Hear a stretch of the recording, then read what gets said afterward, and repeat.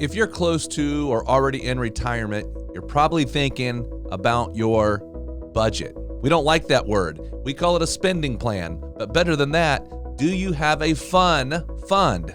We think that's extremely important. In this episode, we're going to talk to you how to construct an income plan that includes a fun fund. By the end of this video, you're going to get some tips and you're going to get some ideas to help you have a secure, safe retirement so that you can have peace of mind throughout the rest of your life. To learn more about how to secure your retirement and all the different elements you need to know, please subscribe to our channel and hit the bell so you'll be notified when we release episodes every Monday. We have helped hundreds of our clients gain clarity and get on the path to a great retirement. Now it's your turn. Let's dive in. Welcome, everyone, to our Secure Your Retirement podcast.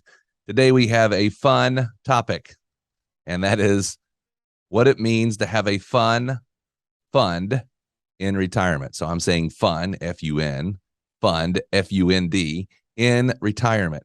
You might think, why do we need a fun fund, or isn't all the money we have be a part of a fun fund? Well, you're going to learn how we think about it when we are building out an income plan. I also talk about this all the time with potential clients and clients. You'll hear Merce and I talk a lot about income planning and a spending plan. We do not like using the word budget. It's like an ugly word. Why? Because a budget kind of makes people feel that they are restricted and they got rules that says what they are not able to spend over. And so that just gives a negative connotation.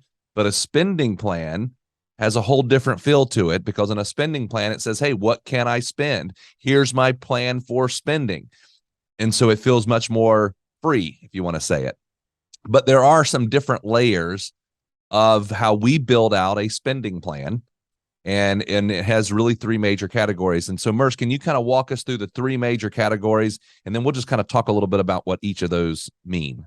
Yeah, I think the big thing to understand when it comes to building out these retirement plans and planning for income in retirement is there's a lot of anxiety around the shift going from earning and saving to now spending what you've earned and saved all your life. And we always get the question that's asked is, how much should I have saved for retirement? And we're never going to downplay saving for retirement, but we do want to upplay is understanding how much we are going to be spending in retirement. And we like to make that pretty simple into three simple categories that I think everyone can really grasp on and understand. And that's basically your essential income needs, your wants, and then your legacy or your gifting category. So your essential income needs, it's pretty much what you need to keep the lights on, stay fed, stay what I call relatively happy. So just the bare bones basics, that's going to take care of the day-to-day every single day on a monthly basis. And so think about what those numbers are. Maybe you still have a mortgage, maybe you still have a car payment, your utilities, regular grocery trips, grocery runs and stuff like that. And you add that up, and that's kind of what your essential income needs are. Also, maybe some of the ones that you want to build in are things that aren't a monthly, but maybe they're an annual thing, like insurance that come into play in larger chunks. You want to build that into the monthly, what that costs on a monthly type of basis. And so start thinking about those things that you can't live without, that you absolutely need. That's what your essential income needs are. And then we get into the wants. And this is a category that's supposed to be fun. It's supposed to be things that you want. And, I talk about all the time that we work so hard before we get to retirement just to get to retirement. And a lot of times we don't think about what we actually want to be doing in retirement. So if you're listening to this now and you're still working, you're close to that idea, that concept of retirement that's been built up in our heads for so long is this beautiful, magical thing. I encourage you to start thinking about, what do you want out of retirement, and have that answer before you actually get to retirement. So now we can start planning for it. And those wants are, for some families, it's travel. Right. I tell the story of you got one family who their job and their career had them traveling so much for their job that they don't want to travel anymore. And all they want to do is sit at home and spoil the kids and grandkids. So maybe that's their one. You've got another family over here that their job and their career kept them tied to a desk for so long that they really couldn't travel. And so all they want to do is travel for the next 10 years while they still feel like they're going to be willing and able to do that.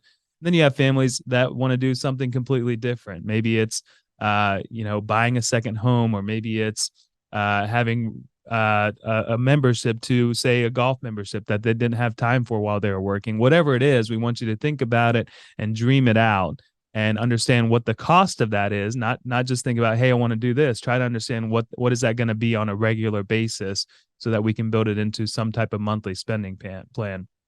And then the last piece is going to be the legacy or gifting category of spending. Not all families have this. It's really up to what your goals are, what your desires are. It could be, that this is what you could use to say, well, I want to help plan for my grandkids' college education. So I want to allocate a certain amount of money towards that on an annual basis or a monthly basis. Maybe you're contributing. We have plenty of clients that contribute to 529s on behalf of their grandkids.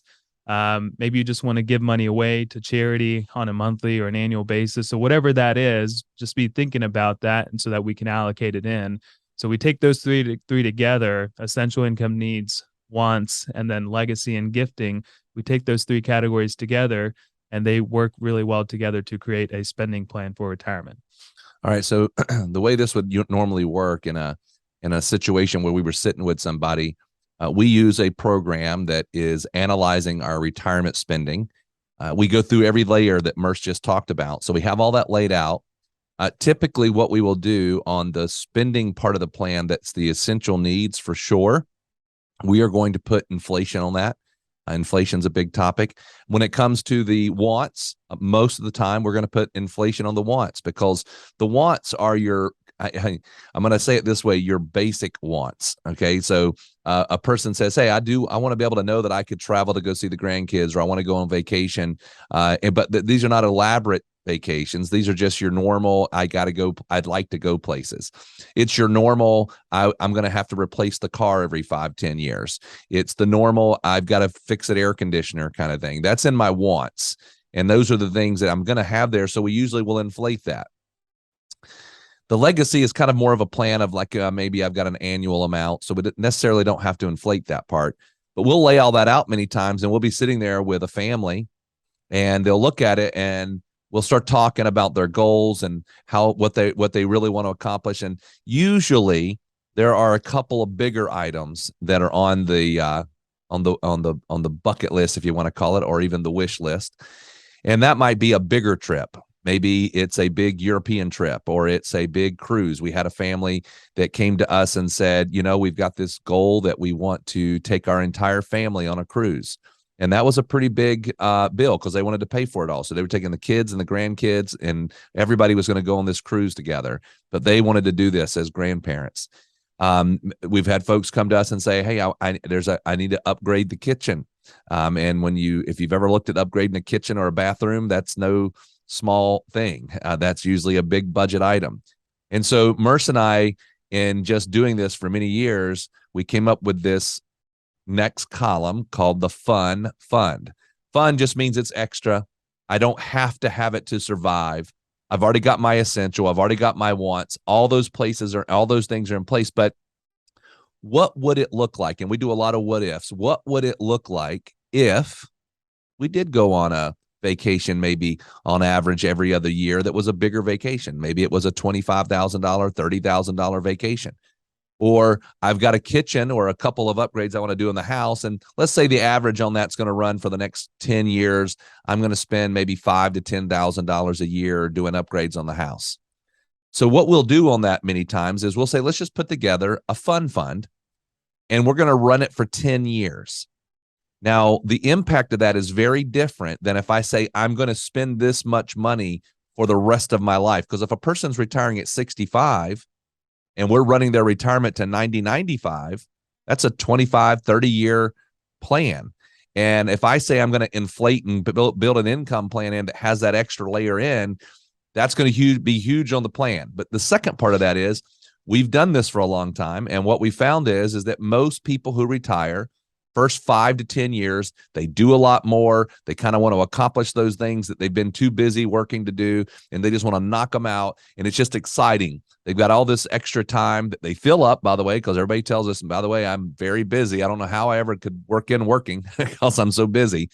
But we'll build in this retirement, this income fund. Now, Merce, just real quick, could you just give us, and I'm going to ask you for a high level because I know that you can think this through here, high level, the difference between running a fund for 10 years and what it looks like at age 90 for a base left for somebody. Let's just, I'm going to paint a quick picture. Person has $1 million.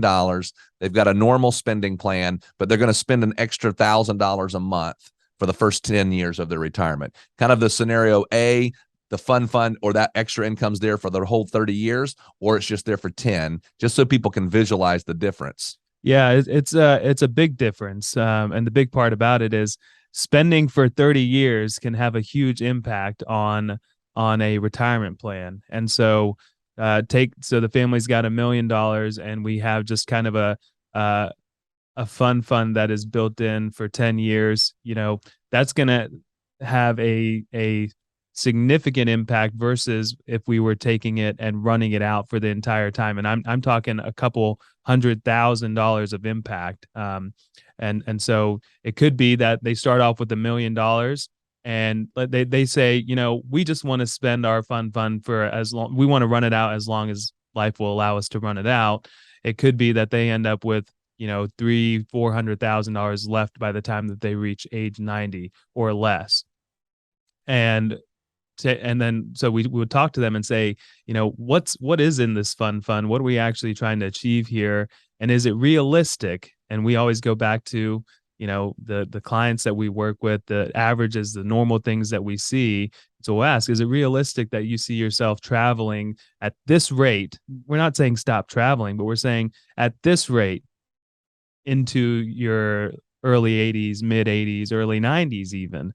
And the common answer is no, you know what? You're right. This is not going to be the case. So let me do it for the first 10 years and let's see how things go. And it's going to be a couple $100,000 of a difference when we're projecting out for so long. The thing about retirement planning is when we're looking out, someone retires at 60 or 65 with life expectancy growing into the 90s, that's a long time to plan for. So we don't want to be overstating certain things because that has a very big snowball effect when we're planning for 30 some odd years cumulatively. So it's a massive couple $100,000 difference when we're looking at something running for just 10 years versus running for the end of life. So we hope we got you just thinking about this idea, because if you're getting ready for, or you're right there at retirement, maybe you just retired and you haven't had this ran for you, realize that running this fund really does not tax the overall plan that much.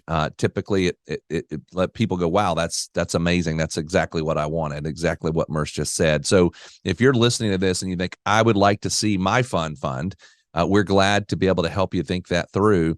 If you go to our website, pomwealth.net, go to the top right-hand corner and click on Schedule Call. We're glad to hop on a phone call with you. We'll talk to you about what that can look like. We'll talk to you about how we could build it out so you could see it.